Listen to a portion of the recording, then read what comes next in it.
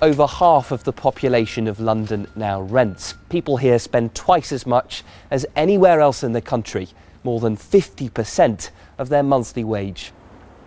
Today, a plan to tackle the housing crisis has been unveiled by Camden Council, proposing more security for private tenants, which would include longer-term tenancies, for rent increases to be agreed in advance, and more training for landlords.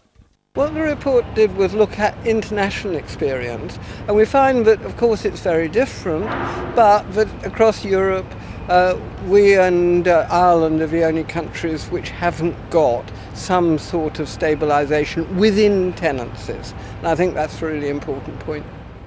But opinion is divided. Tightening up renting rules and regulations, for some, ignores the root cause of the problem. These type of reports, we tend to take the wrong lessons from looking at other countries. In fact, when you look across countries, the key reason that the UK is so unaffordable in terms of rents, particularly in London, is simply because we haven't built enough homes.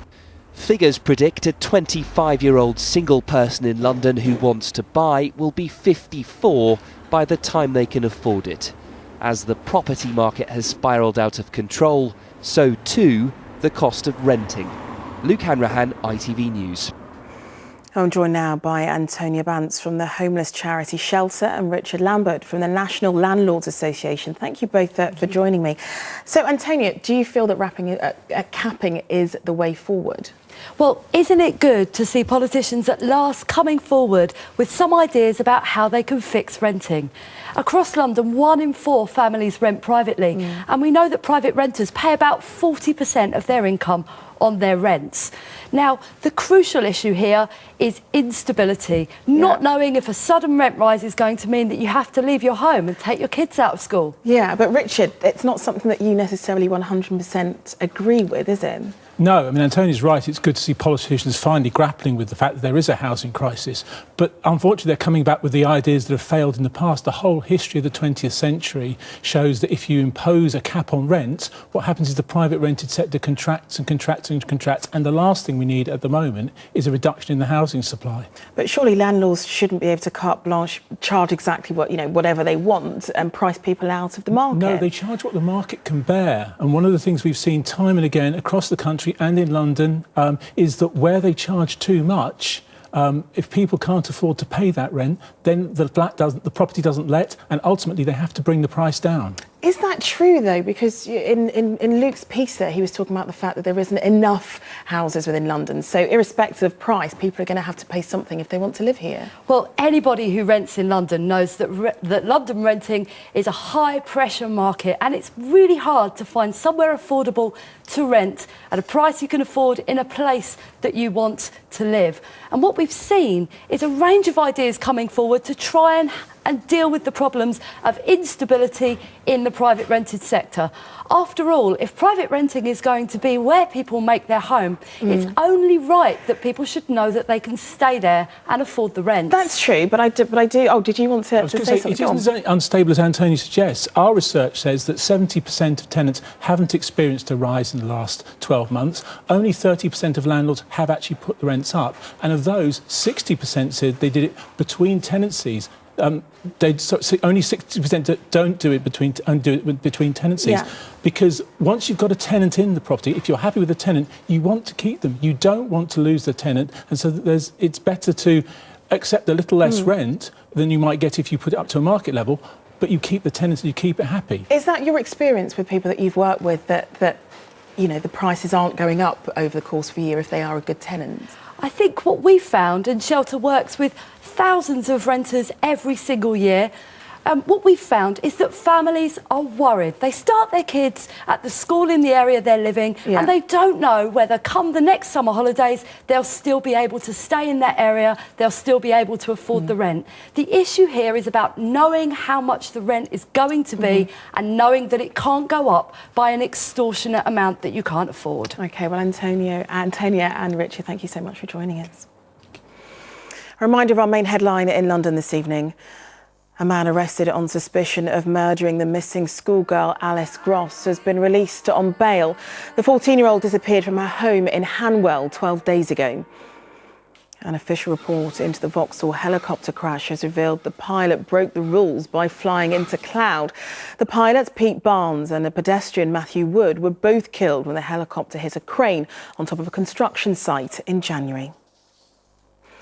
The ITV News continues with the national and international stories at 6:30. Here's a look at what's happening with Mary Nightingale. Cameron, Clegg and Miliband clear their diaries to head to Scotland. As the referendum enters its frantic final stage, the leaders are abandoning tomorrow's Prime Minister's questions to join the push against independence. But with the polls neck and neck, Scotland's First Minister Alex Salmond says it's a sign the No campaign has fallen apart.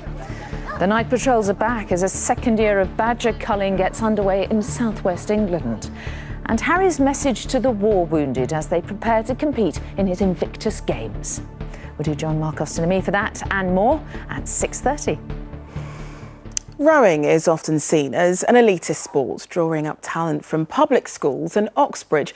In fact, more than half of the rowing medals at London 2012 were won by athletes who went to independent schools.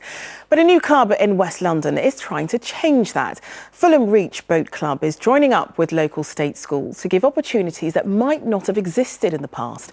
Martin Stew went to the river to see if it's working.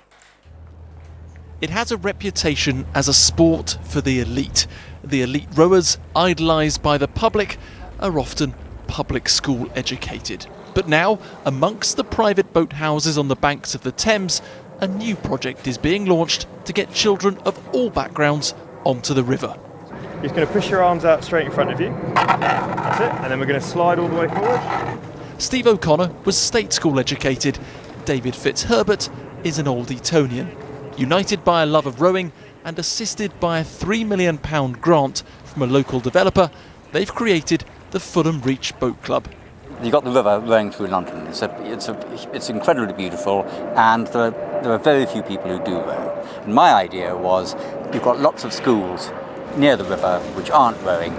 Let's try and get them rowing. Leah and Omar are pupils at the nearby Hammersmith Academy.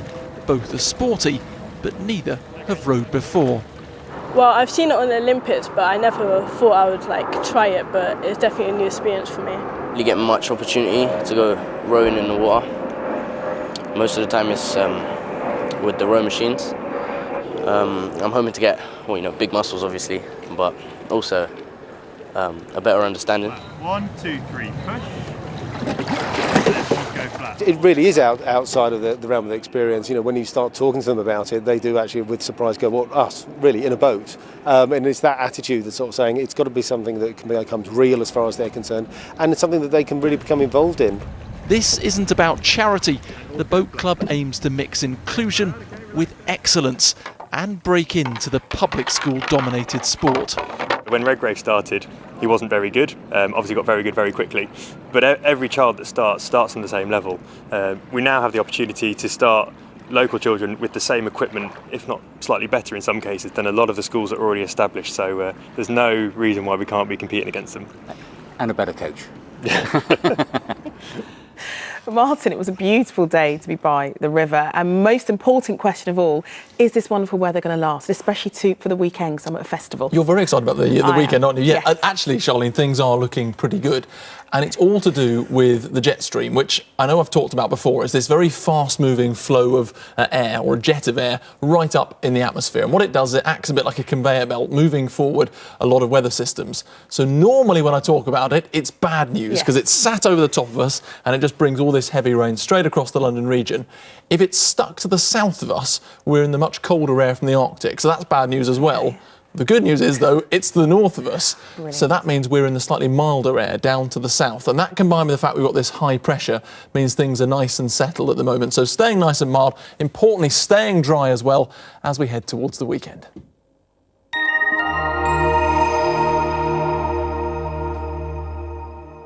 So a clear and dry night in store, and then tomorrow another very pleasant day, bright and fine. And it's all to do with that jet stream I was talking about. Here it is, that fast-moving band of air up high in the atmosphere, up towards the north of us. And that means we're trapped in warmer, more settled air, with this area of high pressure sitting nicely over the UK and the London region. And that means that weather is staying pretty settled for the next few days and for tonight as well. Clear skies around, so relatively cool, very similar to what it was last night. Temperatures just dipping into single figures in more rural spots. Then a very nice start to tomorrow morning where we've had those clear skies, plenty of sunshine, so a bright start. A little bit fresh first thing and then warming up nicely. But into the afternoon we will also notice some more fair weather cloud bubbling its way up. There'll still be some bright breaks, but there's also a bit of a cool breeze coming in from the east coast. So feeling slightly cooler, particularly the further east you are as that wind works its way in off the North Sea. After that, well, things are staying nice and settled. With that high pressure still in charge, the jet stream up to the north, it means it is staying dry and relatively mild. It will, though, be cloudier on Thursday, which looks like being quite overcast. But then more sunshine working its way through as we work our way towards the weekend. And temperature-wise, about average for this time of year, both during the day and at night as well. I'll see you later. Goodbye. Finally, the second finalist in our search for a fundraiser to represent London at the Daily Mirror Pride of Britain Awards. We've scoured the capital for people who go that extra mile for others, all in the name of charity. Well, tonight's contender is Danny Catchsides from Eltham, whose search for a solution to a very personal problem has helped to raise hundreds of thousands of pounds. Ruth Banks has his story.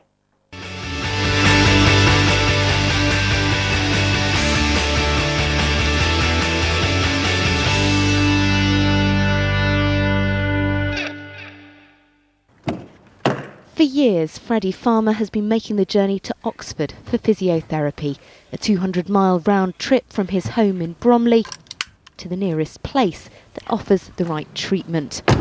But soon, children with cerebral palsy in London will be able to stay put, all thanks to his grandfather, Danny Catchsides. Selection of bungee ropes that are used in conjunction with a harness on a child. Over the last 3 years, he's led a campaign to fund a new physiotherapy centre in Bromley, including this piece of equipment, known as the Spider. Fred can't sit or stand unaided, so this puts him in a standing or kneeling position, and from there it allows you to do exercises that will build muscle to the parts that don't get any exercise. Once it's up and running, it'll look something like this. And it's hoped many other children will be able to benefit from a system that Freddie has found invaluable. I can lift heavy stuff up and not without a struggle. Do you enjoy using it? Yeah. It's fun? Yeah, really fun. See, I would have thought it was quite hard work. Yeah, but it's hard work, but in a fun way. The charity Danny set up has raised £350,000 through cricket matches, skydives and cycle rides. It was his idea to do this, so he had the courage and the vision to do it, and we kind of all followed suit. So I wouldn't have been brave enough to take this on with myself, with looking after Freddie. What he's done is amazing, actually. Freddie clearly agrees. What do you think of Grandad for... Grandad's a legend. Thank you, Grandad. But you're 65, you're meant to be retired, aren't you? Yeah, well, when he gets up and runs in one of those races, I'll retire then. That is the challenge, isn't it? We'll get him on his feet. A special centre for all those with cerebral palsy, from the very special bond between grandfather and grandson. Ruth Banks, ITV News.